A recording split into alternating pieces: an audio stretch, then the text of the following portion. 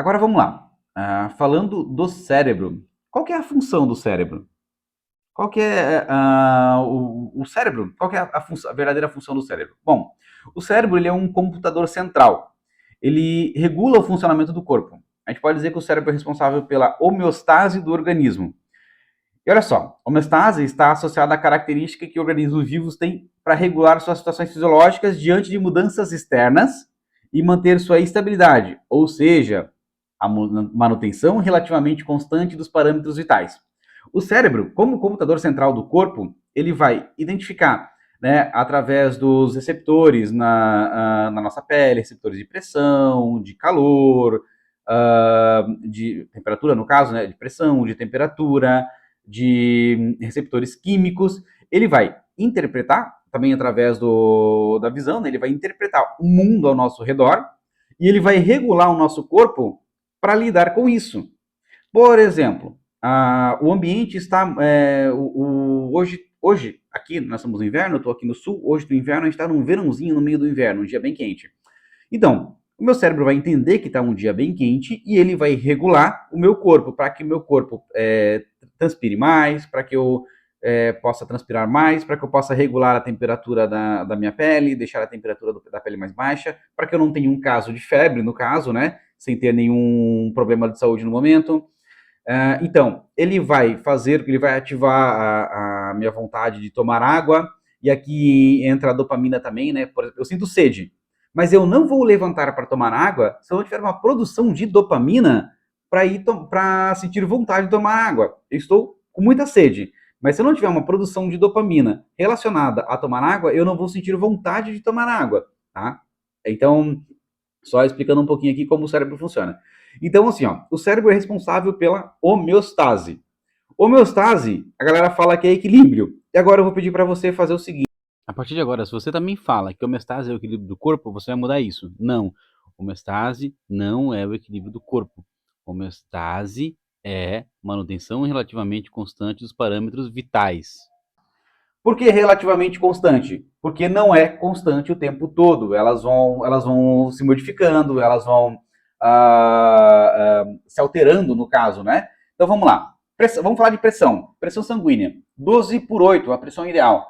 Se fosse equilibrado, seria 10 por 10. Se ela se equilibrar, se a pressão se equilibrar, a sistólica e a diastólica estiverem igual, você morre, tá? Tem gente que tem pressão alta, tem gente que tem pressão baixa e tem gente que tem, eu não sei qual é o nome correto, tá? E aqui eu vou ficar devendo, quando as duas pressões, a alta e a baixa, elas se encontram. E isso também é extremamente perigoso. Você morre se isso acontecer.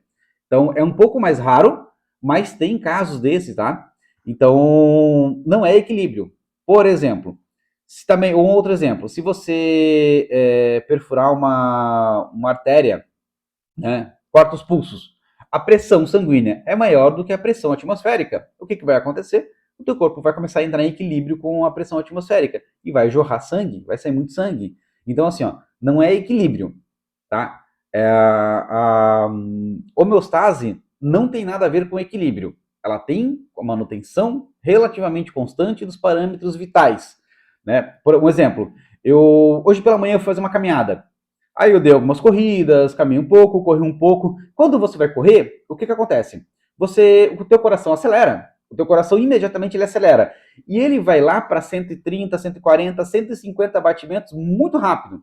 Ao subir uma escada de 10, 15 degraus, o teu coração vai lá para 130 batimentos cardíacos. Porém, se você mantém esse ritmo por muito tempo, você sobe a escada por muito tempo, você continua correndo, tá? Para quem faz atividade física, vai perceber o seguinte: a gente tem ali a frequência cardíaca de reserva, né? O que é isso? É o momento, a frequência cardíaca ideal para queimar gordura. Então, por exemplo, assim, ó, se eu for fazer atividade física e manter o meu coração batendo a 90, 100 batimentos por minuto, eu não vou queimar tanta gordura. Então, o ideal numa atividade física, numa caminhada, numa corrida, é manter. Aqui tem um cálculo que tem que se fazer, tá? Você tem que fazer ficar 5 minutos sentado, relaxando, depois você mede a pressão e o batimento cardíaco, no caso, né? Ou só o batimento cardíaco também já serve. Você mede o batimento cardíaco, no meu caso, tá? Se eu ficar 5 minutos sentados, o meu batimento cardíaco vai para 65 batimentos. Tá? Mulheres têm um batimento um pouquinho mais acelerado, em torno de 75, mais ou menos, né? Uma média.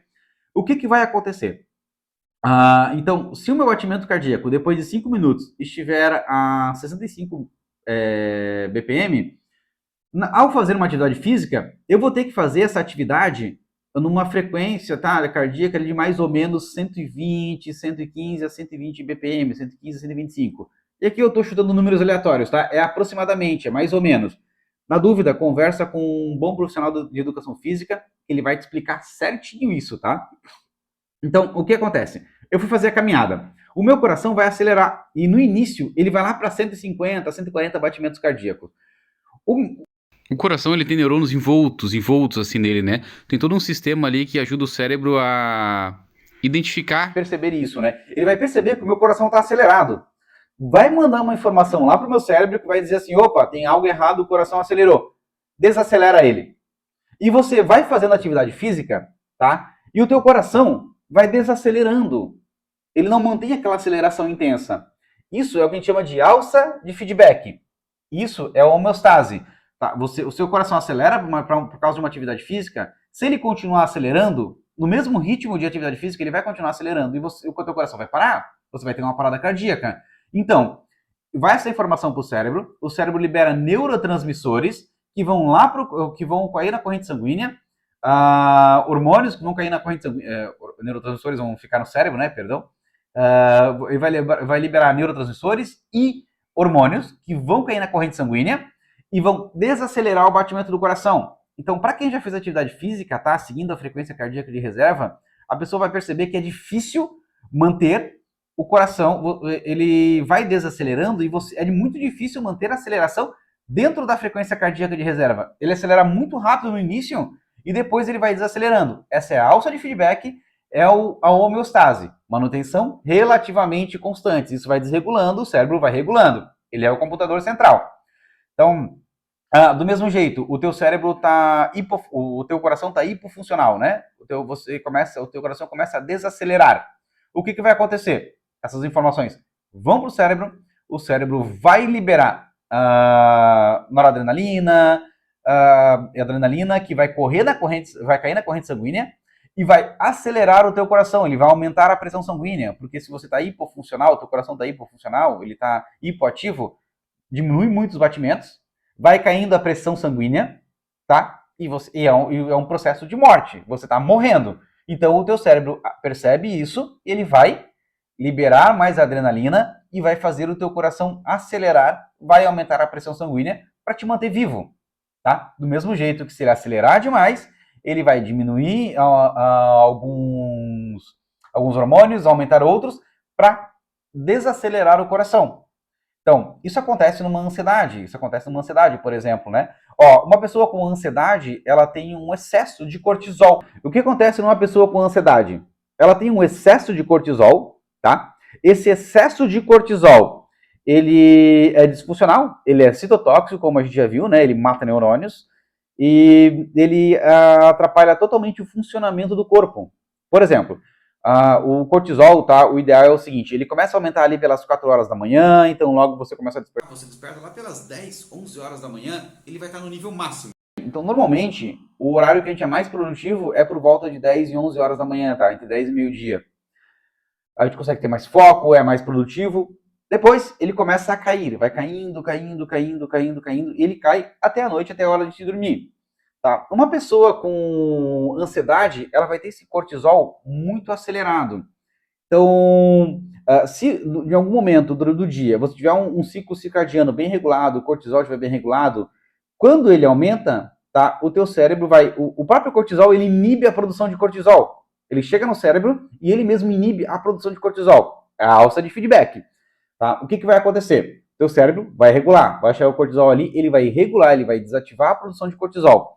Tem pessoas que têm um tipo de tumor que fica ali na hipófise, que é a síndrome de Cushing. É alguns tipos de tumor que afetam algumas áreas do cérebro que desativa essa alça de feedback do cortisol. O que acontece? A pessoa está sempre com o cortisol elevado.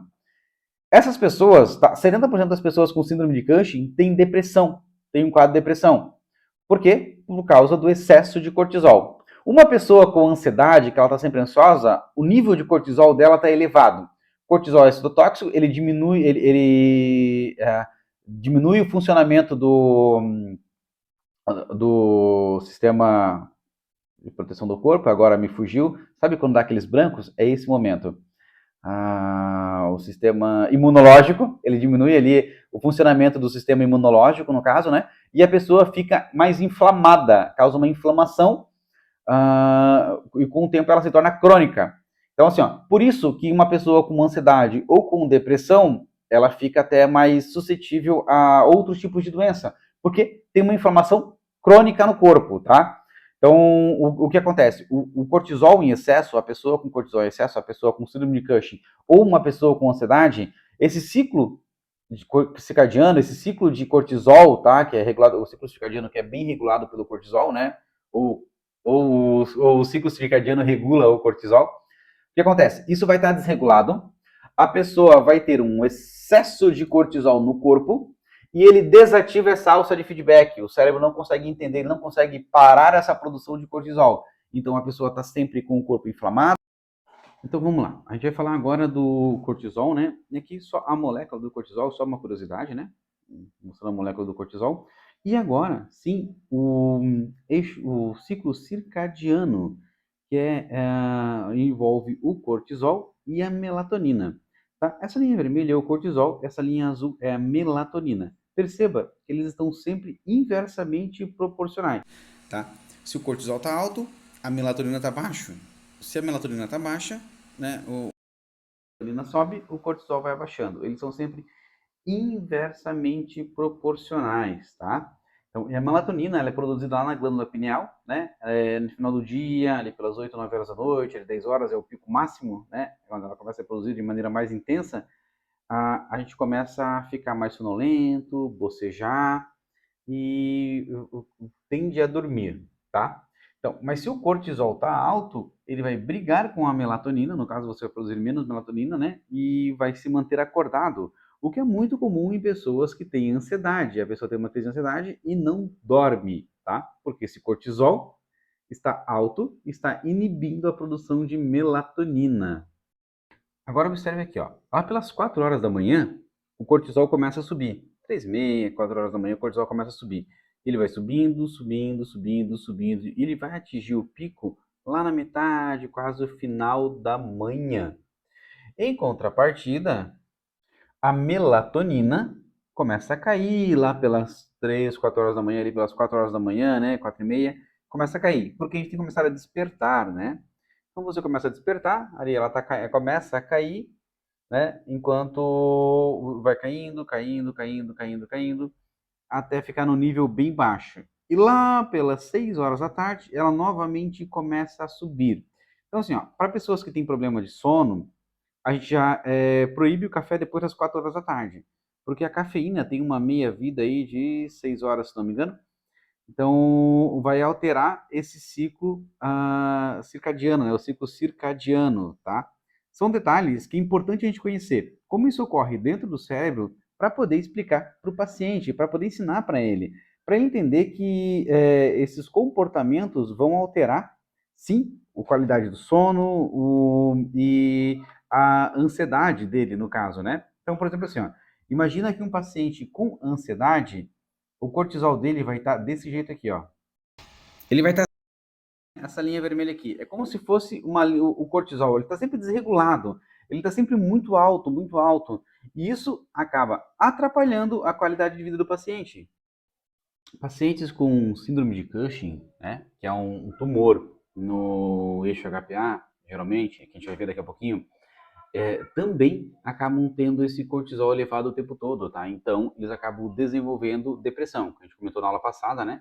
Pacientes com síndrome de Cushing, 70% deles acabam desenvolvendo quadro de depressão. E agora sim, a gente vai olhar o eixo HPA, tá? O estresse, como o estresse funciona no cérebro, como ele funciona ali, como ele age, em quais partes do cérebro que ele age, tá bom? A gente vai entender um pouquinho mais agora. A gente vai falar uns nomes um pouco complicados agora, mas você grava logo, tá? Então vamos lá. Os principais pontos do eixo HPA são o núcleo paraventricular do hipotálamo, né? Que contém os neurônios neuroendócrinos, que eles sintetizam a vasopressina e o hormônio liberador de corticotrofina, que é o CRH. Esse aqui é muito importante, tá? O CRH, hormônio liberador de corticotrofina. Corticotrofina, agora até eu errei. Bom, eles são dois peptídeos, eles são responsáveis pela automação do lóbulo anterior da glândula pituitária, eixo HPA, hipotálamo, pituitária e adrenal. Bom, e o cortisol, ele é regulado, a quantidade de cortisol, ele é regulado por dois fatores, tá? O ciclo circadiano, que é o natural, que deveria ser dessa forma, e o estresse. O estresse aqui, no caso, né, a gente está falando o estresse à luz da evolução, tá? Então, por exemplo, assim, ó, um estresse para um homem das cavernas, um caçador-coletor, era quando ele precisava entrar numa batalha, quando ele precisava fugir de um animal. Então, o corpo dele ficava estressado, né, e começava a liberar o CRH, produzir o CRH, para iniciar todo o processo de ansiedade para quebrar a glicose, para produzir novas moléculas de glicose, né? E ser mais forte, mais rápido, conseguir tomar decisões de maneira mais intensa, imediata no caso, né? Bom, mas o ciclo circadiano, ele, como a gente viu, né? Tem um patamar para que o cortisol deve estar a cada momento do dia. E o estresse vai alterar isso. Aqui agora a gente vai ver o estresse, tá? O estresse é o que vai causar ansiedade, depressão, tá? Então, assim, o estresse é um fator altíssimo para depressão. Então, vamos lá. O estresse, tá? Ou o córtex pré-frontal ou a amígdala vai detectar algum tipo de perigo, né? Então, a gente já sabe que vai liberar cortisol para poder dar aquele gás no corpo, né? Dar aquele pico de energia. Mas antes de liberar o cortisol, tá? O hipotálamo, ele libera o CRH, que é o hormônio liberador de corticotrofina. Bom, o CRH, ele vai até a adenohipófise e ele vai liberar o ACTH, que é o hormônio adrenocorticotrófico, tá? É um outro hormônio. É o CRH, hormônio liberador de corticotrofina, e o ACTH, hormônio adrenocorticotrófico, tá? Ou conhecido como corticotrofina, tá? Então, o ACTH, ele vai no córtex, ele vai atuar no córtex adrenal, ele vai produzir glicocorticoides, né? Que no caso dos seres humanos é o cortisol. Então, esse é o eixo HPA, tá? Esse é o assim que o cortisol é produzido. Repetindo, o hipotálamo vai liberar o hormônio liberador, que é o CRH, ele vai atuar na adenohipófise, né? Que é a adenohipófise, que vai liberar o hormônio adrenocorticotrófico, que é o ACTH ou corticotrofina, né? E ele vai produzir glicocorticoides, que no caso, nos seres humanos, é o cortisol, tá? Então, vai uma resposta ao estímulo do hormônio ACTH. Então, a partir daí, tá? Os glicocorticoides, né? No caso aqui é o cortisol, ele vai de volta ao hipotálamo e a glândula pituitária fazer uma retroalimentação negativa. Só que assim, ó, quando esses hormônios caem na corrente sanguínea, quando o ACTH, tá? O adrenocorticotrófico, ele cai na corrente sanguínea, ele vai lá na glândula suprarrenal, que está em cima dos rins, né? E ele começa a produzir também ali o cortisol, tá? Esse cortisol, ele vai cair na corrente sanguínea e ele vai voltar lá pro cérebro. Lá no cérebro, ele vai inibir a produção dele mesmo. E é essa a alça de feedback inibitório, ou então, né, o nome retroalimentação negativa de alça longa, tá? Você pode ouvir das duas formas, tá? Então, basicamente assim, ó, se o cortisol não for suprimido, se não for interrompido, ele mesmo interrompe, né? Como a gente viu na aula anterior, alça de feedback inibitório. Se ele não for interrompido, ele faz muito mal. Por quê? Ele é imunossupressor, ele vai deprimir o teu sistema imunológico e você fica muito suscetível a doenças. Então, como a gente viu, né? Como a gente já comentou, pessoas, o excesso de cortisol no organismo, além de ser citotóxico, ele vai deixar a pessoa inflamada, ela vai causar uma inflamação crônica. E pessoas com ansiedade, esse eixo inibitório não funciona, tá? Então, assim, ó, o hipotálamo vai produzir o CRH, vai chegar na adenopófise, que vai produzir o ACTH, que vai mandar a glândula suprarrenal produzir cortisol, esse cortisol vai voltar para o cérebro, mas esse ciclo não fecha, então ele não consegue inibir a produção dele mesmo, fazendo com que o paciente fique com o nível de cortisol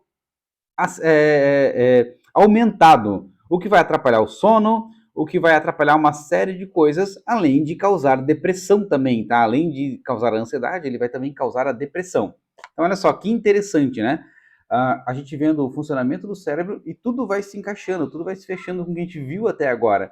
Então, quando a gente muda comportamentos, a gente muda a cognição, a gente muda os comportamentos e as reações, e o que a gente está fazendo é alterar esse funcionamento aqui, o funcionamento do eixo HPA, tá? Partes do cérebro que produzem o cortisol e vão fazer a gente ficar estressado. Então, basicamente assim, se tiver uma situação de estresse, por exemplo, um acidente, uma situação de perigo, a pessoa vai produzir, tá? Vai ter esse estresse. Esse estresse, ele é benéfico. Por quê? Porque ele vai te ajudar a lidar com aquela situação. Ele vai dar um pico de cortisol neste momento, mas ele já interrompe o ciclo para que você não fique com excesso de cortisol.